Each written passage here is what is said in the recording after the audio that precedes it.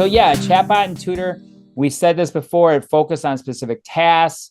It's been trained to do a specific, very targeted area of kind of responses.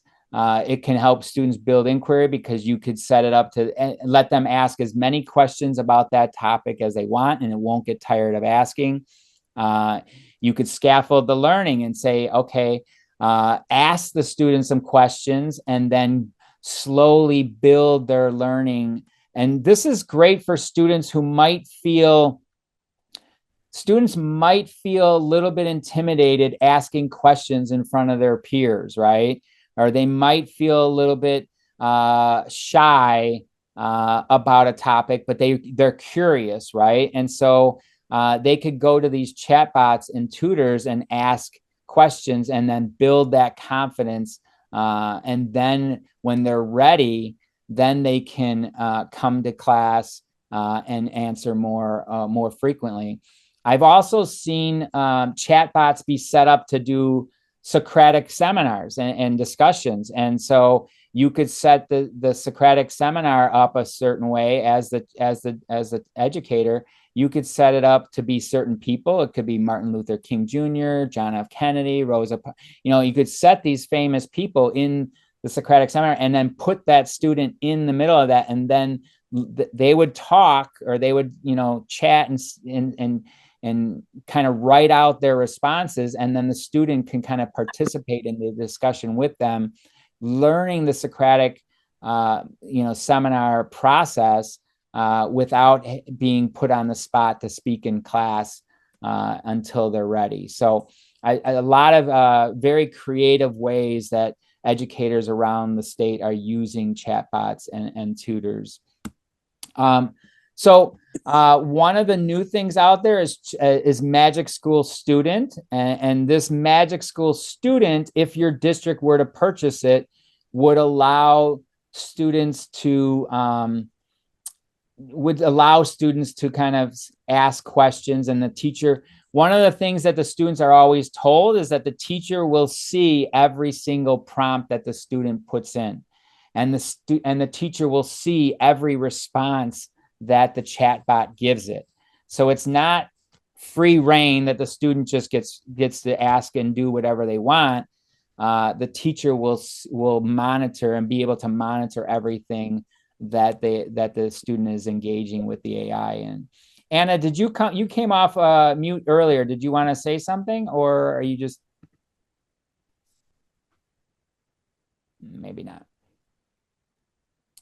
So brisk teaching, some of you had mentioned that because brisk is embedded into all the Google products, and most schools and school districts are using Google Docs and Google Sheets and Google Slides.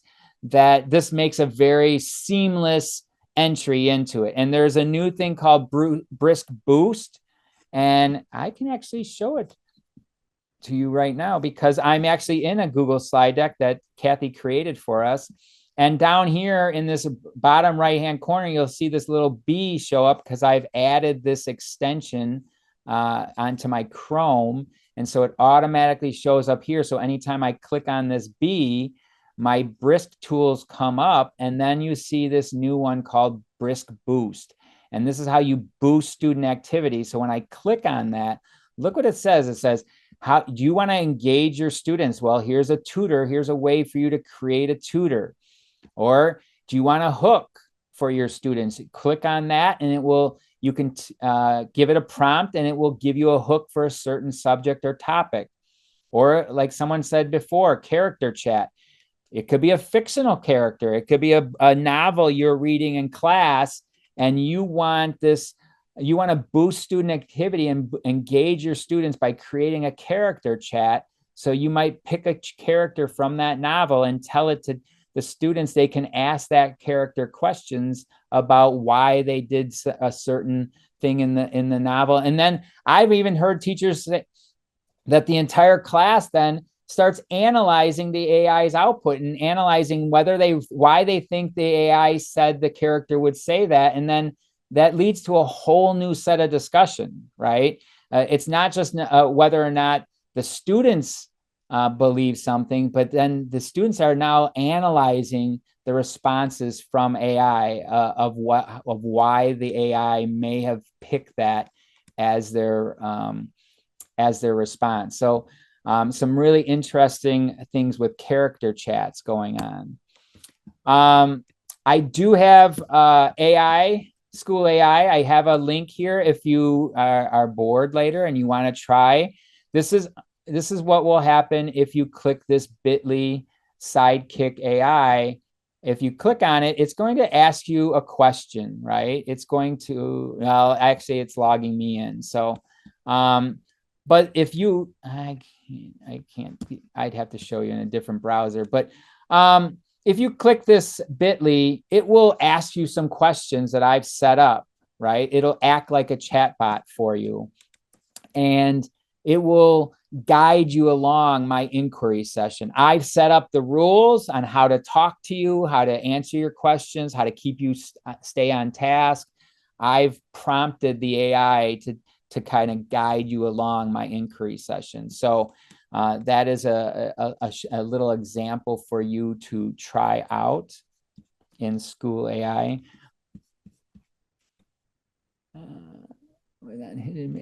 I'm just reading Mike's note in the chat.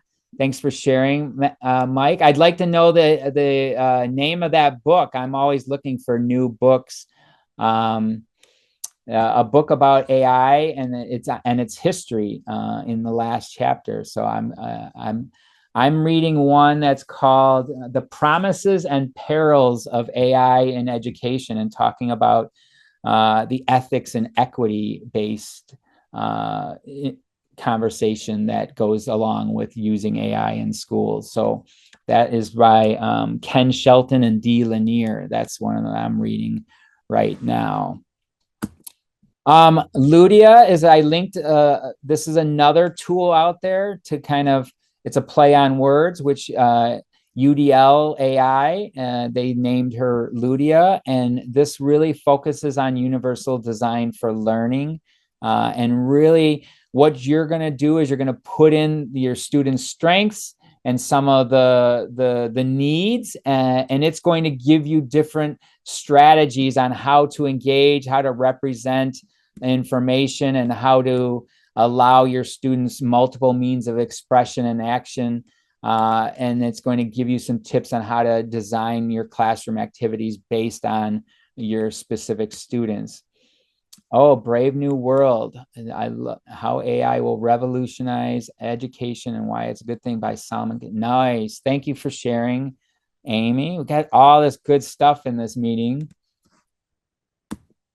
I have a few minutes left, so I'm going to carry on. Here's Playground. This is what I was talking about in Playground IEP. If you click on below the email, it says log in with password and email instead of logging in with your Google or your single sign-on.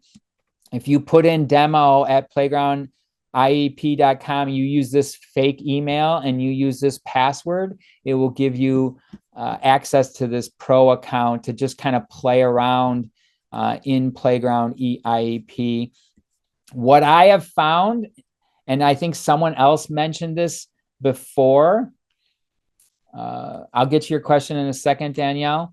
What I have found is I really like how Playground IEP is really lays out the IEP goals with benchmarks, quarterly benchmarks. It gives very specific, smart, measurable goals, and it gives you activities that can reach those goals and how to measure those goals. So I really like that. I mean, Magic School does a great job. Brisk does it. They all do a great job. I'm partial to the layout of this Playground IEP. So if you want to give that a chance, you can. Did someone else want to say something?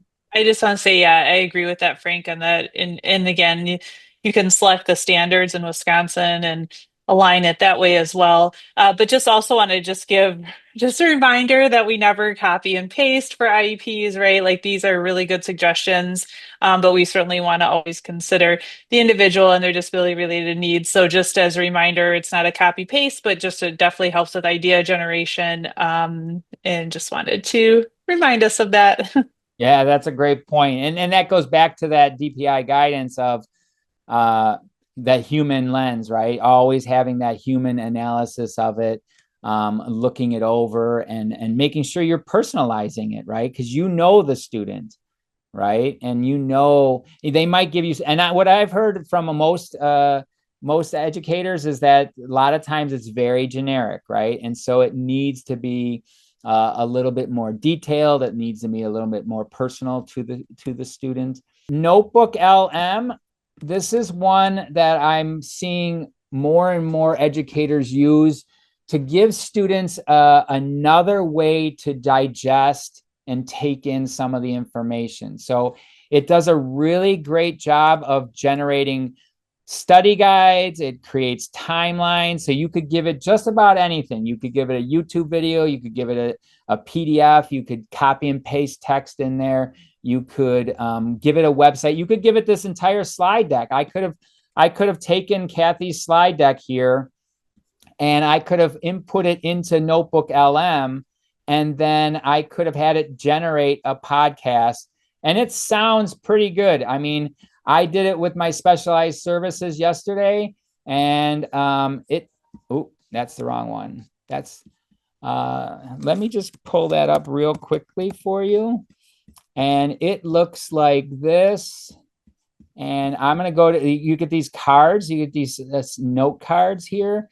And I went here and it created this podcast about my slide deck. And it sounds pretty amazing. And what I'm seeing teachers do is upload content in here, and it'll create an 8-minute podcast or a 10-minute podcast, and students can listen to it on their ride home on the bus and re-listen to it, or they can listen to it on the way home from a sporting event.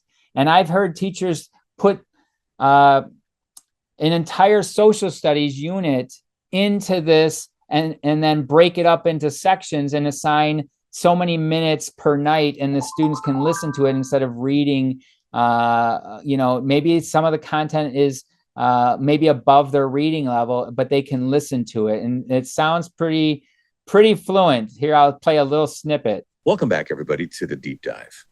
This time, we're going to take a look at CEs 2.